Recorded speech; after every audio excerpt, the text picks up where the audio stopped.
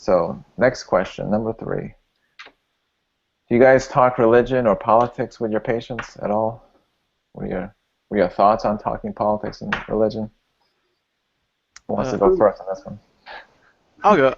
It's absolutely forbidden at my clinic Yeah. as far as because it's a community health center, and we're very like socially forward and aware. So whenever it comes to politics, we kind of just shrug it off and always try to circumvent it. Because even if you totally agree with someone and you can talk about it, you never know where the conversation can turn with them, and you never know what a hot button topic really is, or if you go off on a tangent, and we just absolutely don't want to put somebody in a position where they feel uncomfortable. For any reason, so I just totally work around it. And that's pretty much it. Cut and dry. Yeah.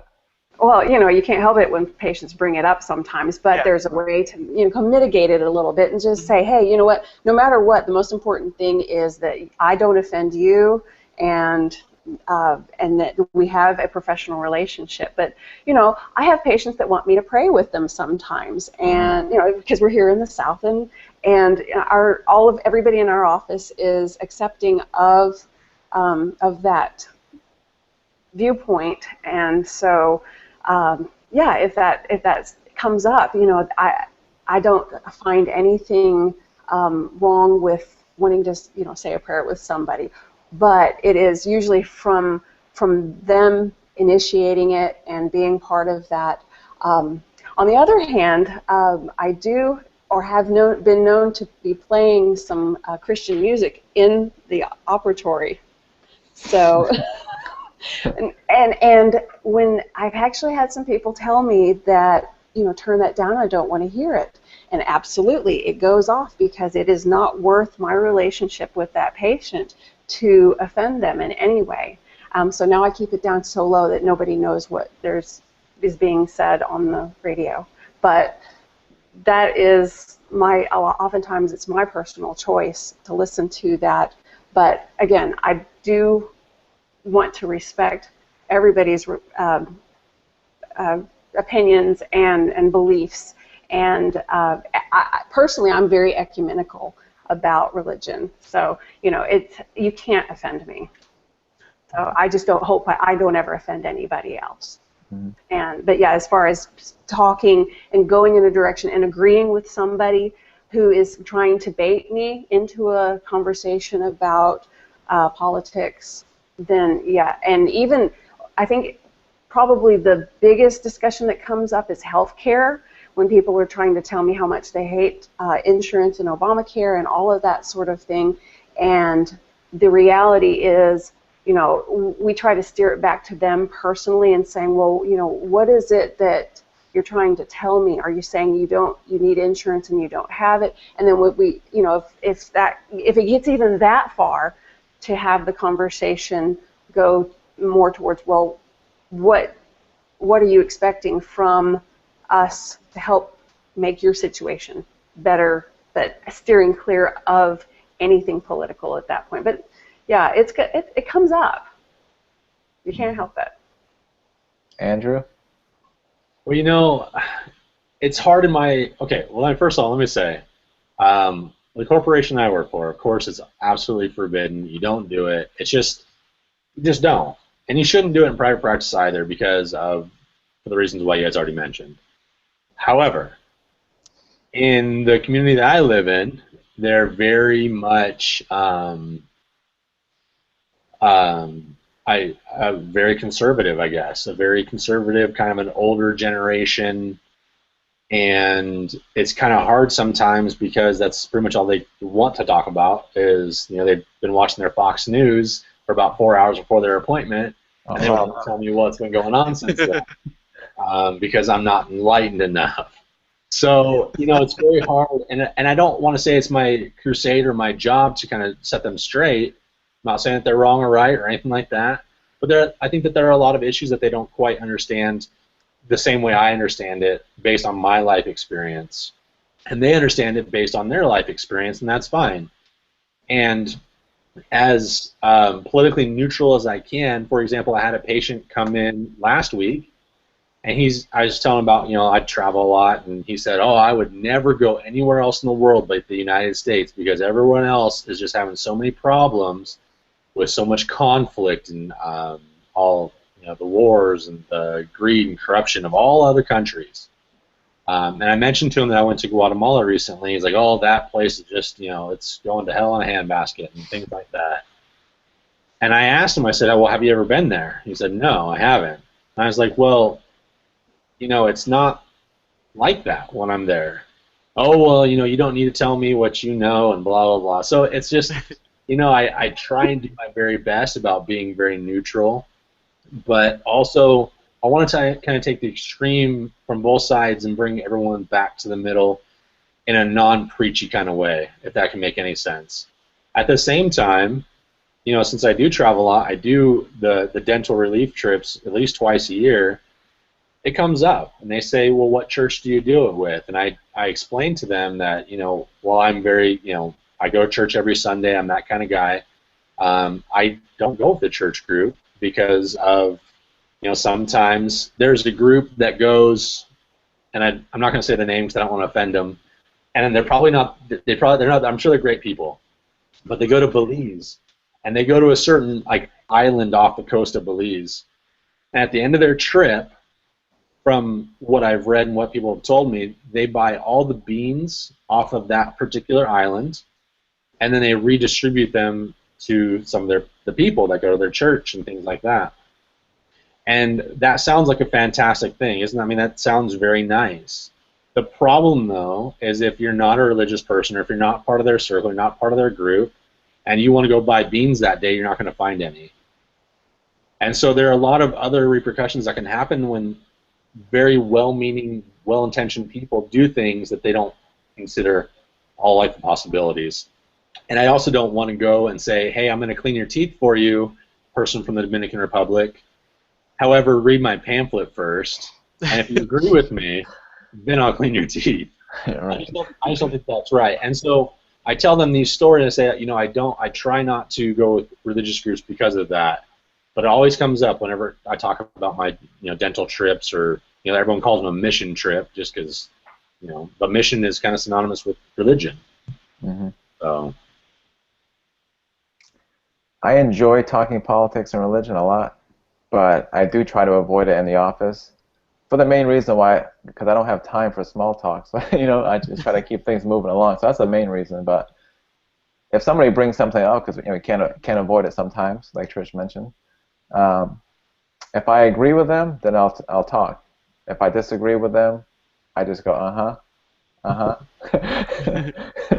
So because I won't debate them, obviously, patient, that's not right. But I had a guy it was actually like 6 months ago maybe. He was an older guy. He's very progressive, liberal guy. I'm not, and he was just going off about healthcare system or something. I forgot what it was, and I was just doing that. Yeah, But he was like going off, like I was agreeing with him, but I was like, I don't agree with what you're saying. But I didn't say it, So I don't get into it with patients. Only if I kind of know them, maybe after a while, and I kind of know their view and their personality, then I'll maybe talk more. But other than that, I try to avoid it, even though I really want to talk about it. But not at work though. So there is one realm of politics that I have no problem getting into at work. Yeah. And this just happened last week. I had a patient, and right away I knew something, like it was going to be one of those appointments. And he asked me, what do you think about fluoride? Yeah. And I was like, oh, God. And I was like, well, he asked me, what do you think? Do you think people need fluoride? I'm like, well, yeah, some people need fluoride to, prevent cavities because, blah, blah, blah, their diet. And I started going into that. And he's like, well, what about this study that showed that African-American boys got yellower teeth because of their fluoride? I'm like, that just doesn't make sense. Chemically, that does not make sense. And he's like, well, I'm a doctor. And as soon as he said that, I was like, oh, wait, okay, I work in a Medicaid practice, and you're in my chair. So what kind of a doctor are you? Right. You're in a Medicaid office. He's like, I'm a chiropractor. And so I turn off all filters when it comes to that. I'm like, you're speaking of something directly relevant to both my work, your health, and public health. And you know what? The gloves are off. That's it. We're going at this. And it was a lost cause because he was a chiropractor and he knew everything. So, but that's, I don't actually see that as a opinion. I mean, there's science-based. Right. yeah, right? I know. It's like either you're practicing science-based medicine or you're not. Evidence-based, that's what I meant. But yeah, y'all got it. Y'all got it. Yeah. Well, both when it comes to chiropractic. Yeah. I'd be like, sir, I don't have time to talk here, so let me just say you're dumb, and no, you're misinformed. But to me, it makes no sense with fluoride because fluoride is a natural mineral that's found in water. You know, some places it's too high, some places too low. You know, so all you're really doing is adjusting the level that's already in the water. So it's a natural mineral. So you would think all the people that are into organic and non-GMO and all this kind of stuff would love a natural mineral in their water. You know, it makes no sense to me. You know, if we didn't promote it, they would love it. Yeah, that's the bottom line to it. That's true. If dentistry and and established medicine was not all for it, you know, they would love it. Yeah, because they see it maybe because I hear rat poison. I hear, you know, it's a byproduct of some manufacturing process. Mind control. Yeah, whatever it is. Yeah. Yeah. So what do you guys think though of say a dentist? Because I have a story about this, but I don't want to name names, but. Like a Christian or whatever, it can be a Muslim, whatever, but to say a Christian dentist wants to kind of create almost like a religious atmosphere office that would attract Christian patients and, you know, wanting to pray with the patients and that kind of stuff. You think that's too over the top? What setting? Like corporate, private, or public? Private, like one doctor private setting. I think they have it. It's their prerogative. It's their office. They can do what they want. I don't know if I'd want to work there, but you know, I mean, it's their realm. Well, it's no different than any of the dentists that set up holistic practices or things like that. It's like it's personal choice, and you're wanting to attract a clientele. So yeah, why not? I think that there are some benefits to that too for the people that are maybe a little bit too over anxious or whatever, that they need someone they can maybe relate to a little bit better. Some people relate better to science-minded people, and some are more spiritually-minded people, and that's just another avenue that they can take. Like Daniel, I probably wouldn't want to work there myself, and I don't know. I guess it actually, I think it kind of goes in line with whatever I believe what the doctor's doing anyways. If I agree with their practice and their mindset, then I'd love to work for that doctor. If I don't necessarily agree with them, I probably wouldn't want to work there. I see it no different. I just think if it's too in people's face, I guess. I think some people would say it's a violation of some kind of right. You know, if the doctor is pushing, not even saying you will pray with me. I mean, not that, but like, you know, somebody comes in like it's just everything is Christian, everything is Bible verses, everything is music in the background. I mean, it's just all Christian. I think some people would probably be offended by that. I don't know. I mean, me personally, I think the doctor should do whatever they want. You know, it's their practice; they can do whatever they want. But I think I can see that happening. Like just like some other extreme situation. You know, some dentist says, I don't want any Muslims in my office, any Muslim patients, because they have a bias against Muslims or whatever. You know what I'm saying? Then people say, wait a minute, you can't do that. You know what I'm saying? Oh yeah. At some point, I think people will see it as going too far. Like, no, that's too much. You can't do that. Well, it's not like they're trying to exclude anybody. They're just trying to express themselves. You know. Yeah. I would hope that nobody would ever, you know, try to create that environment in their office. So, the Muslims won't like coming here. I mean, that is just unthinkable, actually.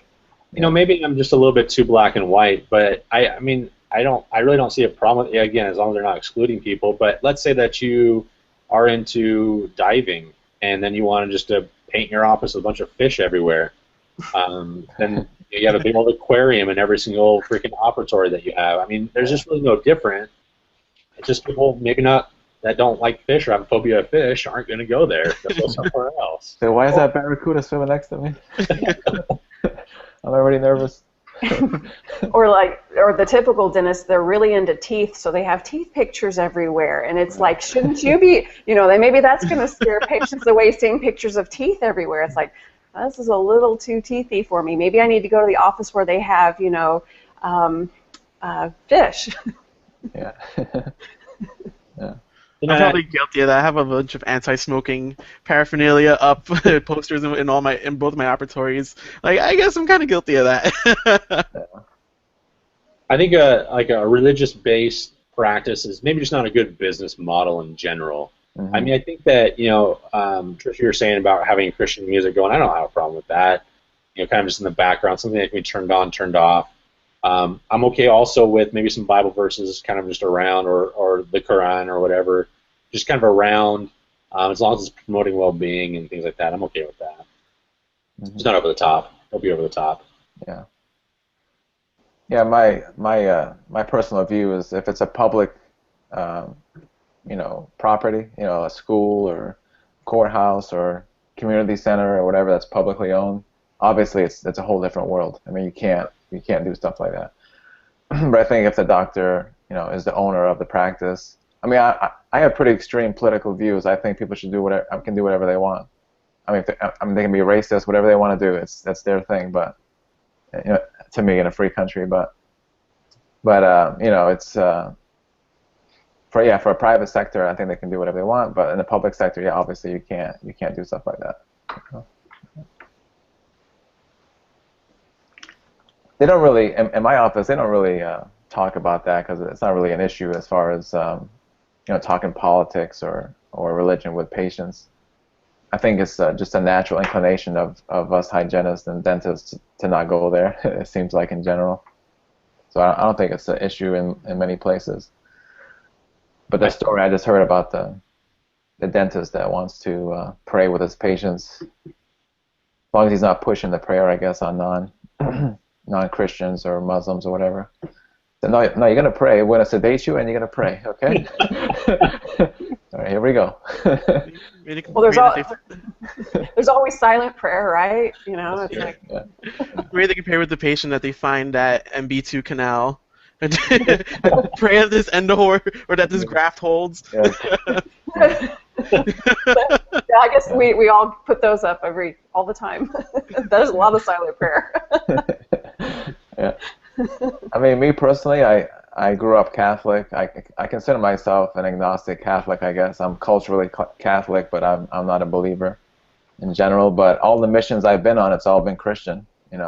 Everybody that I've been with are all Christian, and they do have Bible studies and all that stuff, and I join in all that stuff. But I'm not a believer, And they talk to me about it, but I enjoy the conversation, so I don't feel offended personally at all. I mean, I enjoy that, so. I think a great example of a good group, and Andrew knows this, is Somos Amigos. Like it's solely like a secular, group. They don't push an agenda or anything, but the people that they serve over in Dominican Republic are deeply religious, and they invite everyone to celebrate with them. And a lot of people from all different walks of life, culture, and religion all even go to the church with them. It's right, and they just welcome everybody. And people will say different prayers or poems or anything during our meals. And it's a really great welcoming environment. Like it's just so open for everyone, and nobody criticizes anyone about anything. It's great. I'm glad you brought that up because I was about ready to bring it up too. It promotes community. Whenever I talk about to my patients about the trips I go on, I always bring up Somos Amigos just because the people that go on those types of trips are. I mean, you think about it. They don't have an agenda, right? Their goal is purely for the patient, for the people that need them. They're not going to get their CE credits out of this. They're not going to get more converts to their religion or anything like that. They have no benefit other than helping another human being, and I think that's fantastic. That's one of the reasons why I'm going to continue to go with them and promote the crap out of them. Is because they're so fantastic. Yeah. And I don't feel like I'm a Christian. Again, I'm a pretty strong believer, and I'll talk about Christianity with anybody who wants to talk with me about it. But in those types of situations, I like the different walks of life that come through there. And again, we had some different poems. And some were some Bible verses, Old Testament, New Testament, whatever. And I liked it all. It was all great. And to me, the best way to get converts, even if it's not your direct goal, is to just set an example, and not just be, live the Christian life and walk the walk, and not really, talk about it if people ask. But, I mean, that's what I felt on those missions. Like people, they didn't really pressure anybody, and we had prayers at breakfast and all that, but didn't bother me at all. I enjoyed it, actually. Yeah. All right. Any more thoughts about religion or politics? We got a lot of thoughts about it, but Go ahead. Go ahead. No, we're good. We're good for.